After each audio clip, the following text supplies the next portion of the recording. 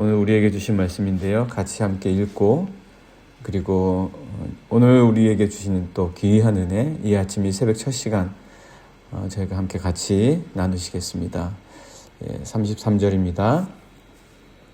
다른 한 비유를 들으라. 한 집 주인이 포도원을 만들어 산 울타리로 두르고 거기에 즙 짜는 틀을 만들고 망대를 짓고 농부들에게 세로 주고 타국에 갔더니 열매 거둘 때가 가까우매 그 열매를 받으려고 자기 종들을 농부에게 보내니 농부들이 종들을 잡아 하나는 심히 때리고 하나는 죽이고 하나는 돌로 쳤거늘 다시 다른 종들을 처음보다 많이 보내니 그들에게도 그렇게 하였는지라. 후에 자기 아들을 보내며 이르되 그들이 내 아들은 존대하리라 하였더니 농부들이 그 아들을 보고 서로 말하되 이는 상속자니 자 죽이고 그의 유산을 차지하자 하고 이에 잡아 포도원 밖에 내쫓아 죽였느니라. 그러면 포도원 주인이 올 때에 그 농부들을 어떻게 하겠느냐? 그들이 말하되 그 악한 자들을 진멸하고 포도원은 제때에 열매를 바칠 만한 다른 농부들에게 새로 줄지니이다. 예수께서 이르시되 너희가 성경의 건축자들이 버린 돌이 모퉁이의 머릿돌이 되었나니 이것은 주로 말미암아 된 것이요 우리 눈에 기이하도다 함을 읽어본 일이 없느냐. 그러므로 내가 너희에게 이르노니 하나님의 나라를 너희는 빼앗기고 그 나라의 열매 맺는 백성이 받으리라. 이 돌 위에 떨어지는 자는 깨지겠고 이 돌이 사람 위에 떨어지면 그를 가루로 만들어 흩으리라 하시니 대제사장들과 바리새인들이 예수의 비유를 듣고 자기들을 가리켜 말씀하신 줄 알고 잡고자 하나 무리를 무서워하니 이는 그들이 예수를 선지자로 알미었더라. 아멘. 오늘 말씀은 예수님께서 무리들에게 천국의 비유를 말씀해 주신 거죠. 이 비유를 통해서 우리가 하나님께서 주신 세상에서 우리가 살고 있는 것을 다시 한번 기억해야 하겠습니다. 사람들은 저마다 인생의 목표를 세웁니다. 자기 인생의 목표가 있어요. 내가 이렇게 살아야 되겠다. 그리고 내가 무엇을 해야 되겠다. 이것을 이루어야 되겠다. 그런 생각을 갖죠. 자신이 하고 싶은 일을 이루려고 합니다. 그것을 형식적으로 만들어내든지 아니면 마음속에 그저 품고 하든지 자기가 원하는 바가 있고 그것을 우리는 목표라고 합니다. 그러나 그리스도인들은 그렇지 않죠. 그리스도인들은 자기가 하고 싶은 일이 있겠지만 하나님이 주신 사명을 생각하는 자들입니다. 그리고 자기가 원하는 일을 하나님이 주신 사명에 맞추려고 합니다. 그게 그리스도인입니다. 인생은 우리에게 주어져서 우리가 사는 것 같아요. 그래서 우리가 마음대로 할 수 있다라고 생각을 합니다. 내가 내 마음대로 하는데 무슨 상관이냐. 이게 우리가 갖고 있는 아주 귀한 논리, 우리의 이기적인 논리입니다. 내 인생을 내가 살아가지 누가 사냐 이거죠. 틀린 말이라고 생각하지 않습니다. 그러나 우리가 우리의 인생을 우리 마음대로 살아갈 수 있다고 생각하고 실제로 그렇게 살아간다라고 하지만 우리 인생에서 우리 뜻이 본질이 아닙니다. 그래서 우리가 우리 마음대로 살 수 있다고 생각하고 그렇게 살려고 하지만 성취나 만족은 그렇게 주어지지 않습니다. 오히려 만족과 기쁨은 이 세계와 그리고 내 삶은 하나님께서 만들어서 내게 주신 것이다. 그것을 우리가 살면서 생각해보지 않을 수가 없습니다. 한 번이라도 생각 안 할 수가 없어요. 왜냐하면 내 뜻대로 되어지는 게 내 삶이 아니니까. 그래서 우리 인간은 우리의 삶을 하나님께서 만드시고 두르시고 우리에게 주신 것을 깨달을 때 그때 우리가 한 번도 느껴본 적이 없는 만족을 느낍니다. 인생이 이것이구나. 내가 그토록 원하던 삶이 이것이구나 하는 것을 내가 원했던 걸 이룰 때 느끼는 것이 아니라 하나님을 느낄 때 느끼게 된다라는 것이죠. 하나님이 만들어주신 세상 속에서 내가 살아가고 있구나. 그것을 알 때 우리는 참다운 만족과 감사와 기쁨을 느낄 수 있다라는 거죠. 오늘도 예수님께서 무리들에게 포도원 비유를 말씀하시잖아요. 이 포도원을 누가 만들었느냐? 한 주인이 포도원을 만들기 위해서 산울타리를 두르고 즙 짜는 틀을 만들고 망대를 세웠다. 이 포도원이 어떻게 만들어졌는지, 그것의 주인이 누구인지에 대해서 먼저 설명해 주신다라는 거죠. 그래서 33절의 말씀도 보시면 33절입니다. 다른 한 비유를 들으라. 한 집 주인이 포도원을 만들어 산울타리를 두르고 거기에 즙 짜는 틀을 만들고 망대를 짓고 농부들에게 준 거예요. 주인은 농부들이 아닙니다. 주인은 농부가 아니에요. 주인이 따로 있어요. 주인은 한 집 주인, 포도원을 만들고 산울타리 두르고 거기에 즙 짜는 틀을 만들고 망대를 지은 사람은 따로 있어요. 우리가 이 세상에 태어났을 때 우리가 세상을 만든 게 아니에요. 우리는 만들어져 있는 세상 속에 그냥 온 거예요. 우리가 주인이 아닙니다. 주인 행세를 하면 안 돼요. 우리는 이 세상이 왜 만들어졌는지 주인을 통하지 않고서는 알 수가 없어요. 왜 내가 이 세상에 태어났고 왜 내가 이 세상에서 살아가야 하는지, 왜 이런 삶을 사는지 보내주신 사람이 아니고서는 우리가 알 수가 없습니다.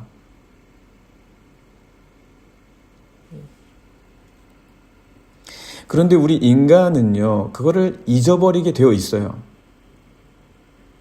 그거에 저항하게 되어 있습니다. 그게 창세기의 말씀이에요.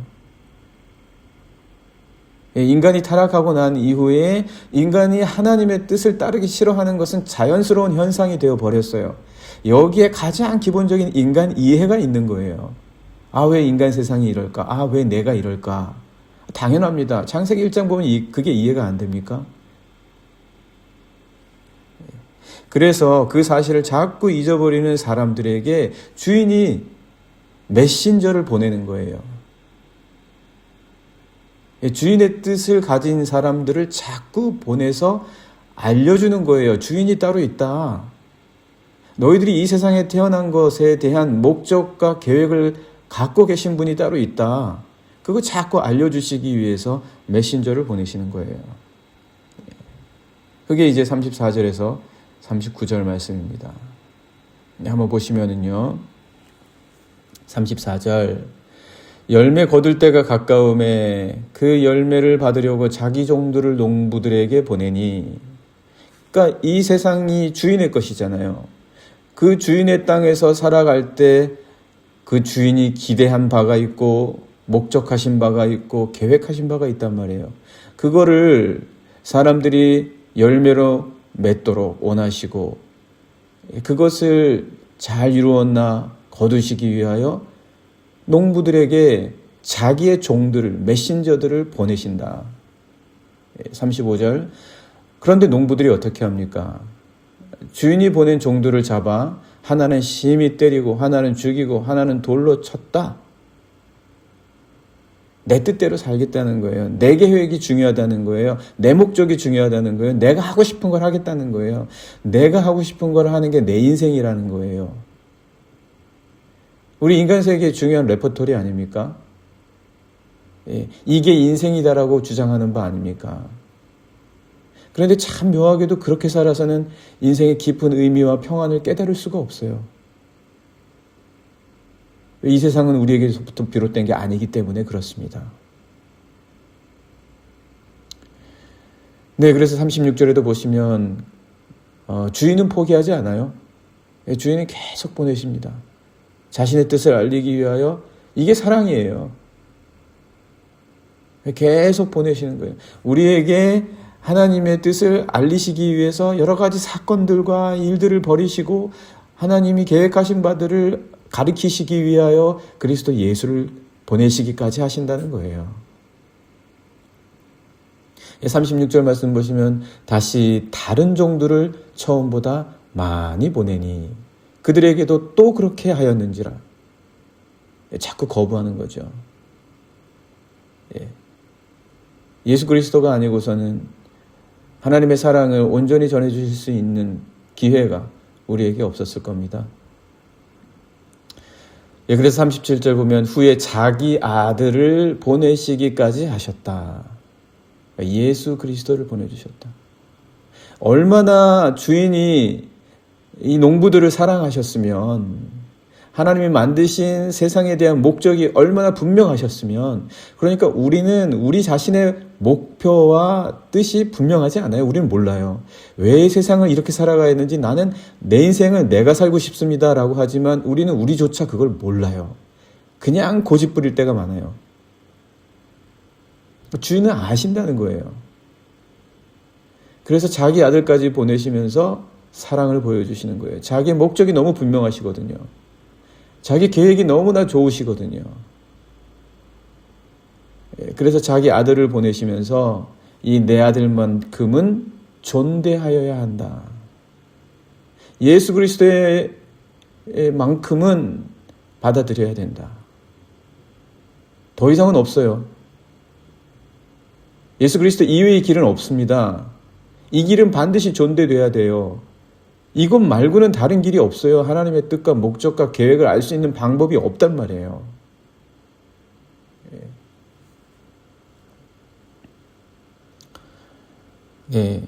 그래서 38절 말씀 보시면, 그런데 우리가 어떻습니까?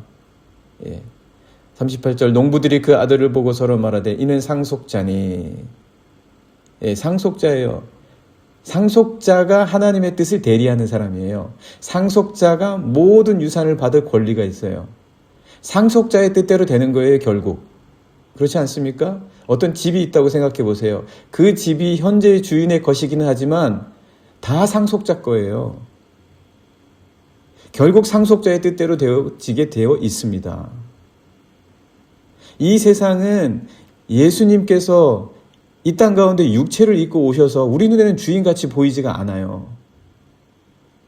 주인처럼 여겨지지가 않아요. 우리하고 똑같아 보이는 거예요. 그러나 그분에게 아무 권한이 없는 것처럼 보이지만 상속자, 결국 그분이 다 하신다는 거예요.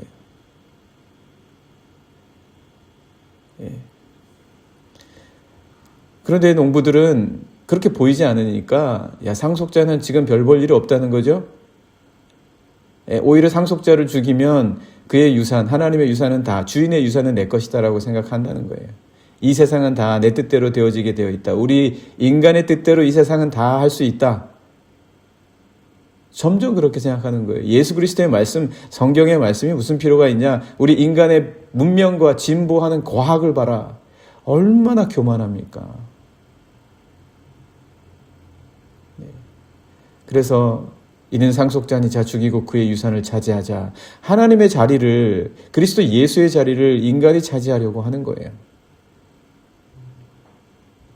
그래서 예수님의 말씀을, 가치 없는 것, 예수님의 말씀을 없애버리려고 하는 거죠. 말씀대로 살지 않으려고 하는 거예요. 말씀의 가치를 훼손시키는 거예요. 말씀을 단지 하나의 그냥 책으로만 생각하게 하는 거예요. 진리로 생각하지 않는 거예요. 39절, 이에 잡아 포도원 밖에 내쫓아 죽였느니라.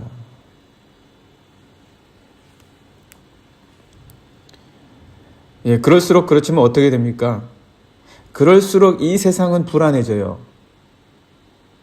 인간의 문명과 과학과 지식이 극도로 발전해서 그 뜻대로 우리가 우리의 인생을 살아갈 수 있다고 생각하면 생각할수록 이 자연은 그럴수록 파괴되고, 이 세상은 그럴수록 평화가 깨어지고, 이 세상은 그럴수록 불안정해집니다. 정신병도 많아져요. 공황장애도 많아져요. 불안증도 많아져요. 왜 이렇게 됩니까? 주님이 말씀하시잖아요. 그럴수록 깨어진다. 가루가 될 거다. 42절에서 44절 말씀 보시겠습니다. 예수께서 이르시되 너희가 성경에 건축자들이 버린 돌이 모퉁이의 머릿돌이 되었나니, 이게 예수 그리스도 말씀하신 거죠. 예수 그리스도의 말씀대로 살지 못하면 어떻게 되냐? 이것은 주로 말미암아 된 것이 우리 눈에 기이하다함을 읽어본 일이 없느냐? 그러므로 내가 너에게 이르노니 하나님의 나라를 누릴 수가 없는 거예요. 하나님의 나라를 너희는 빼앗기고 그 나라의 열매 맺는 백성이 받으리라. 44절 이 돌 위에 떨어지는 자는 깨지겠고, 말씀대로 살지 못하고 인간이 마치 이 세상의 주인처럼 살아간다면 세상은 깨어지게 되어 있어요. 관계는 깨어지게 되어 있어요. 오히려 더 불안합니다. 오히려 더 파괴돼요. 그래서 말씀이 가르쳐 주시는 거예요.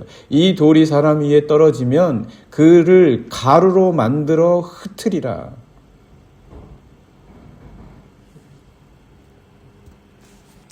우리 인생의 삶의 계획과 그리고 목표, 목적 이런 거를 가장 잘 알려주시는 분은 예수 그리스도이십니다. 내가 왜 이 세상에 태어났고 내 인생의 목표가 무엇이고 내가 무엇을 하며 살아야 할지에 대해서 가장 우리에게 알려주시는, 잘 가르쳐주시는 분은 예수 그리스도이십니다. 왜? 그분이 상속자세요. 이 세상의 상속자는 그분이세요. 그분의 아버지가 이 세상을 만드셨어요. 그분이 주인이세요. 우리 33절에서 우리가 같이 맨 처음에 보셨던 것처럼 한 주인이 있다. 그 주인이 포도원을 만들고 산운타리를 짓고 즙자는 포도 틀과 그리고 망대를 세워서 너희들에게 준 것이다. 이렇게 분명히 말씀해 주시고 계세요. 내 인생의 목표와 목적은 예수 그리스도께서 알고 계시고 그분이 우리에게 그것을 가르쳐 주십니다. 우리가 배워야 돼요. 그분에게 배워야 됩니다. 왜냐하면 오직 그분만이 주인이시기 때문에 그렇습니다. 우리는 지금 그분의 포도원에서 살고 있는 거예요. 오늘 우리 한번 같이 생각하면 좋겠습니다. 내가 지금 하나님의 포도원에 살고 있구나. 주님이 상속자이시구나. 내게 이 모든 세상의 이유와 그 출발과 그 목표와 목적을 알려주시는 분은 상속자이신 예수 그리스도이시구나. 하나님, 내가 오늘 이 하루 살아갈 때 내 힘이 어디에서 비롯되며 내가 무엇을 위해서 살아가야 하며 내 인생의 목표가 어찌 되었는지, 지금 내 인생의 목표가 잘 되어 있는지, 잘 맞추어져 있는지 주님께 묻고 살아가는 귀한 하루가 되게 해 주십시오. 함께 같이 지금 이 시간 기도하시겠습니다.